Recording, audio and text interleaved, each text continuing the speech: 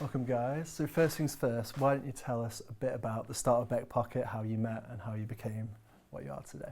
So we met in 2019 when we were at uni. Doing keys. I was doing keys, Viv was doing bass. Yeah, we just got put together in bands and did a couple of songwriting projects and that sort of thing. And we kind of had the same style of writing and the same genres that we wanted to go into. In third year, we had to put together like a proper project rather than just doing random songwriting things. And we just were like, I like writing with you. Let's do it.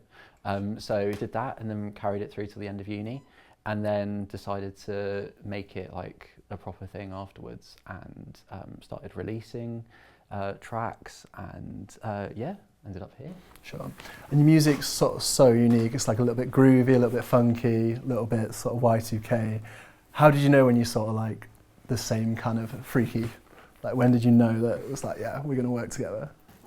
I think we were both doing like different things at the time. I was doing a lot of bassy stuff, and then you were posting these little covers and arrangements of like other songs, but you were doing your own little tunes. In the meantime, I was watching and thinking, oh, these are cool, and like I want to, I don't know, make something with you. But they weren't necessarily that weird. I think maybe I brought some stuff to this that was like, I don't know. I feel like we just kept having, a lot of our stuff has lots of different samples in it and lots of like Easter eggs that don't really make sense at first listen, and you're like, why have they included that or whatever, or like, where is this from? Sure. But it's just, I think our music is kind of like a collage of just everything, and so some of that makes it into it, and that kind of makes it weird, because we're like, we're having so much fun with this, let's put this in, and stuff like that. Yeah. I think you're going to have to tell us some of those Easter eggs now. I know you've told me a few funny stories before. Like, what are some of the most unhinged stuff you've put into your music?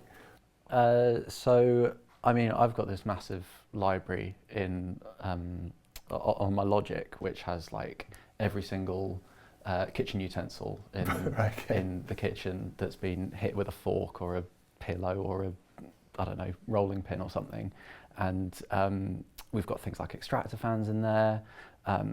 There's we contact mic'd a camcorder and used that as like the lead synth line in like this like ravey techno breakdown in one of our songs. What are the other things that we've had? We've had like snippets of people saying stuff, and what are some of your favourite ones? The people saying stuff. The time, you know, zesty in coloured plastic. Yeah, sure. Zesty. So that was a recording of like a Zoom lecture that we had, and our lecturer was giving us like 5 minutes of advice. I was like, I've got to record this for later. And in me explaining what the idea was that I had, I was like, I want to make this like Wii Fit balance board into a pedal board, and I'm going to try and attach like a Wii remote to my bass with sellotape and then use it to try and like edit the sounds or whatever. And he just said, zesty afterwards. And I was like, yeah, I'll use that in future. I'll keep that in mind for the future. And then I did like 2 years later. Yeah, and it worked, right? It's like, you know, what a great song. Okay, so your first and last EP release, All Your Dreams 2024. Hopefully more. Okay, so you've had a few years now. How do you look back on that? Are you proud of the EP? Yeah, absolutely. It's amazing just putting together this thing all by ourselves, like writing it and mixing it and promoting it and making the artwork for it. I mean, we learned so much going through all of that, and there's definitely been a growth for me, and I mean, I can't say for you on your behalf, but I feel like I've grown as a musician and as like a creative through the whole process, and I'm just really excited to release the next one. Yeah, I'm really happy with what we did. I feel like it's kind of influenced what we're doing now, kind of thing, because we're still sampling like little bits of what we made, but like in different ways. Like it's like it's different, but it's the same at the same time. So it has elements of like all the stuff that we like, grooves like in coloured plastic, and then we've got Like the more glitchy bits, like the more ethereal stuff that you might hear in like Never Too Much or like November 3rd are also still in our stuff as well. But then we've also got like live instruments, drums coming in with our new stuff as well. So yeah, it's like slightly elevated from what we were doing, but yeah, still really happy with what we did. So when me and my partner saw you perform at Band on the Wall, you had 2 other musicians. Are they going to be part of the new project? Yeah, for definitely. sure, Yeah, we had a really lovely time at the what do they call the studio? Is it the Aviva It's original such a studio? long, it's like Adidas, Abbey Road, Co-op Live is in there somewhere, studio, and something else, but like it's just one this like big, a lot of things have been put into it, and yeah, we got the chance to record drums there, which is really nice. Yeah, so we recorded on 4 tracks, I think it was. Yeah. So we've got that now, Wow. and we've just been editing it and like trying to blend it in with our stuff, and it's sounding really cool, so we're really happy with it. And then our stuff definitely needs some more guitars, so yeah, that's when we'll get Samantha in and we'll get that in. But yeah. Awesome. And I have to ask you about the artwork. You said you create it, but what obviously is a main theme is like the Y2K theme, you know, Tamagotchis and stuff. But quite clearly you're in your 20s and did not experience that first time. Yes. I just want to ask you sort of what draws you into that sort of period of time and what makes that sort of an inspirational thing for you? Cool.